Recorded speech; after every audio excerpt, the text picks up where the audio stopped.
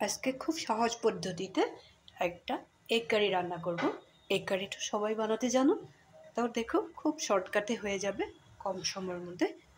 একটা মিক্সির ছোট বাটি নিয়ে নিয়েছি, আর এই সাইডে আমি গ্যাসের উপরে একটা ননস্টিকের প্যান বসিয়ে দিয়েছি। প্যানটা গরম হতে হতে আমি একটা কাজ করব, এখানে দিয়ে দিব বড় সাইজের একটা পেঁয়াজ, সাথে আছে রসুন, অল্প পরিমাণে আদা। আমি খুব বেশি ডিম রান্না করব না, কয়েকটা 3টার মতো রান্না করব, যার জন্য আমি কম পরিমাণে মশলাগুলো দিয়েছি। তোমরা যদি বেশি রান্না করো বেশি করে দেবে। এখানে দিয়েছি আদা, রসুন, পেঁয়াজ। এখন এখানে দিয়ে দেব, একসাথেই দিয়ে দেব একটু লঙ্কার গুঁড়া, মিক্সির বাটিতে দিয়ে দিলাম, একটু হলদি পাউডার, একটু জিরা পাউডার,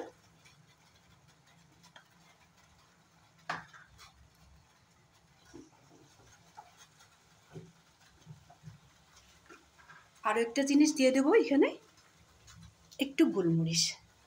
এখানে আমি কাঁচা লঙ্কাটা ব্যবহার করব না।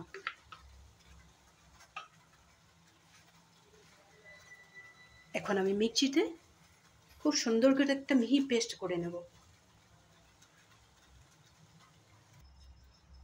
প্যানটা গরম হয়ে গেছে, এখানে সামান্য পরিমাণ সরষের তেল দিয়ে দিলাম।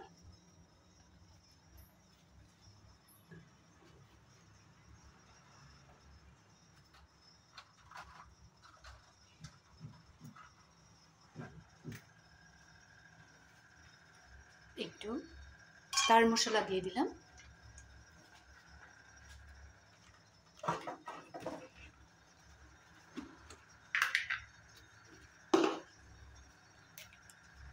একটা শুকনা লঙ্কা দিয়ে দেব,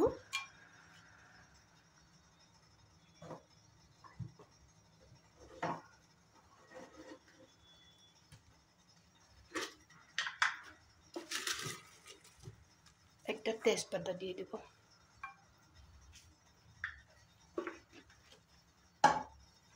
এই সময়টাতে গ্যাসের ফ্লেমটা একটু কমিয়ে রাখবে।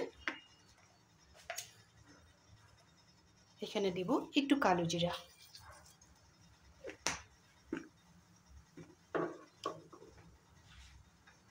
এখন আমি গ্যাসের ফ্লেমটা বাড়িয়ে দিলাম। সব কিছু দেওয়া হয়ে গেছে। মিক্সিতে যে জিনিসগুলো নিয়েছিলাম এটা আমার ভালো করে পেস্ট করা হয়ে গেছে।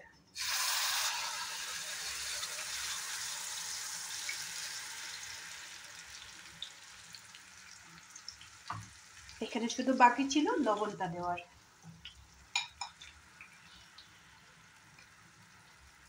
লবণটা আমার হিসাব মতো দিয়ে দিলাম।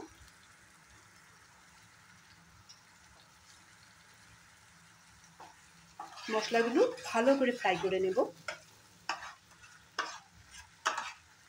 2-1 মিনিট ভালো করে ফ্রাই করে নেব। মশলাটার থেকে তেল বেরিয়ে গেছে, ভালো করে ফ্রাই হয়ে গেছে। এখন এখানে দিয়ে দেব বয়েল করে রাখা ডিম, আলুটাও বয়েল করে রেখেছিলাম।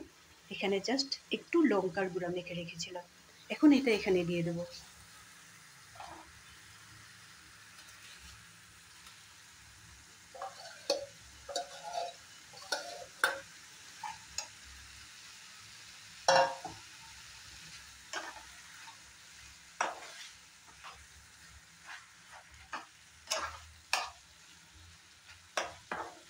আবারও একটু সময় রান্না করে নেব।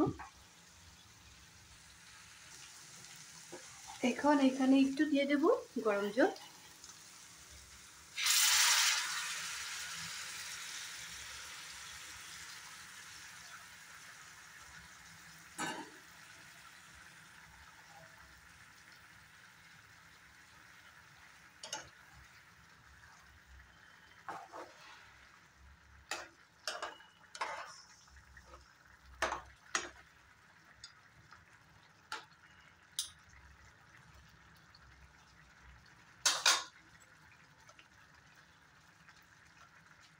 সামান্য পরিমাণে ঘি দিয়ে দিব।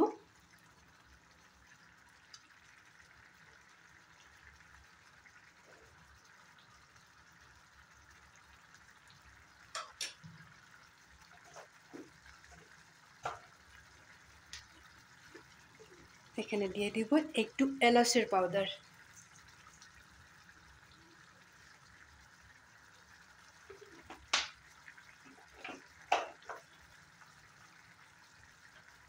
আর বেশি সময় লাগবে না, আমার ডিম কারিটা এক্ষুনি রেডি হয়ে যাবে।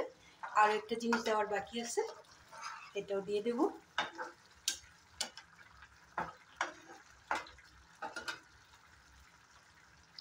ঝোলটা আস্তে আস্তে নিজে কমে যাবে।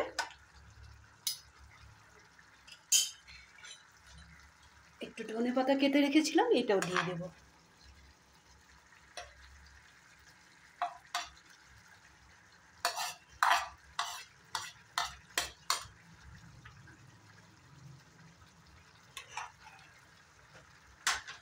খুব সুন্দরভাবে ডিমের ঝোলটা রেডি হয়ে গেল।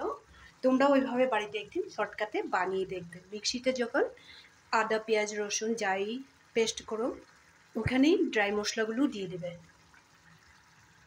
এভাবে একদিন রান্না করে খেয়ে দেখো।